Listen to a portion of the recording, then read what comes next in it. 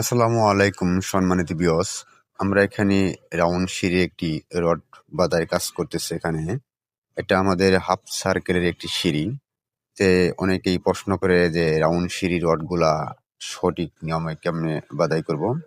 আসলেও ভাই একেকজন একেকভাবে রডগুলা বেঁধে থাকে।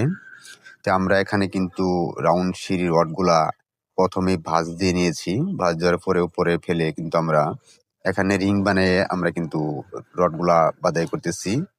আমাদের রিংগুলা ৩ ইঞ্চি করে হাই। আমরা এই রিং দিয়ে কিন্তু সাধারণত রাউন্ড সিঁড়ির রড বাঁধাই করে থাকি। তো আপনারা দেখতে পাচ্ছেন আমাদের কিন্তু রাউন্ড সিঁড়ির রডগুলা বাঁধার কাজ চলতেছে। আপনারা দেখতে পাচ্ছেন ভিডিওর মাধ্যমে। তে এই যে আমাদের রাউন্ড সিঁড়িটি কিন্তু হাফ সার্কেলের একটি সিঁড়ি। ওপরে আমার ৩ টি ধাপ সোজা আছে আর বাকিগুলা সবকিছু রাউন্ড।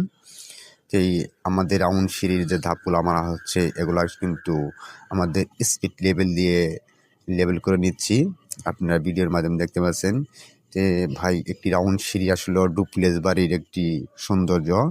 আমার এই রাউন্ড সিঁড়িটি ছাদের উপরে, এটা দোতলা ছাদের উপরে ওঠার জন্য মূলত এই সিঁড়িটি করা হচ্ছে। আপনারা দেখতে পাচ্ছেন এই যে এখানে স্পিড লেভেল দিয়ে কিন্তু আমরা সম্পূর্ণ কাজগুলা এখানে করতেছি। আসলে রাউন্ড সিঁড়ি একটি ডুপ্লেক্স বাড়ির জন্য সবসময় পারফেক্ট।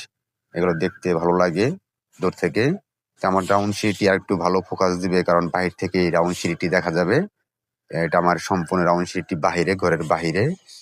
এই আমাদের কাজটি আপনারা দেখতে পাচ্ছেন।